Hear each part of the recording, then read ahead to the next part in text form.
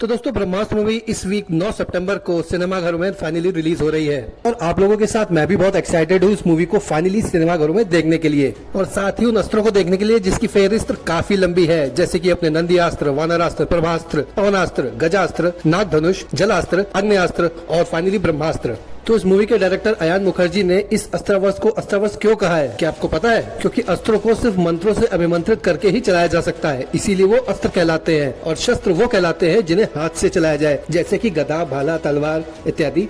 और हाँ, मूवी के कुछ सीन्स में हमें अमिताभ बच्चन भी प्रभास्त्र को हाथ से चलाते हुए दिख रहे हैं, तो हो सकता है इन अस्त्रों को उन्होंने शस्त्र की तरह यूज किया हो। एक्चुअली में ये अस्त्र अपने आप में अभिमंत्रित ही हैं, तभी इनकी पावर से वो उसे एज अ वेपन यूज कर रहे हैं। तो मतलब कोई हार्ड बाउंड चीज नहीं है गदा तलवार की तरीके से। और जितने भी आप अस्त्र देखोगे इस मूवी में, सारे अस्त्र मंत्रों के उच्चारण से ही बनाए गए हैं। पर दोस्तों क्या आपको पता है कि पुराणों में एक ऐसे अस्त्र का भी वर्णन है जो ब्रह्मास्त्र के लेवल की टक्कर का है, जिसकी मदद से किसी को भी कैसे भी कहीं भी मारा जा सकता था, और वो अस्त्र था नारायणास्त्र। और अकॉर्डिंग टू हिंदू माइथोलॉजी इस अस्त्र से वैसे ही बचा जा सकता है जैसे ब्रह्मास्त्र से बचा जा सकता है। जी हाँ, बस ब्रह्मास्त्र का सम्मान करके। तो मेरा ये अजम्पशन है कि शायद ये नारायणास्त्र हमें ब्रह्मास्त्र मूवी में दिखाया जा सकता है, पर इस बात की मैं कोई कंफर्मेशन नहीं दे सकता। और वैसे भी ब्रह्मास्त्र का अपमान किसी भी दैविक शक्ति ने आज तक नहीं किया, यहाँ तक कि हनुमान जी ने भी नहीं। पौराणिक कथाओं के अनुसार जब राम रावण का युद्ध चल रहा था और हनुमान जी ने अशोक वाटिका में उत्पात मचा दिया था, तब मेघनाथ ने हनुमान जी पर ब्रह्मास्त्र का प्रयोग किया था, पर हनुमान जी ने उनका सम्मान रखने के लिए, यानी ब्रह्मास्त्र का सम्मान रखने के लिए अपने आप को ब्रह्मास्त्र से बंदी बना लिया था, इसलिए ब्रह्मास्त्र ने उन पर कोई घातक प्रहार नहीं किया।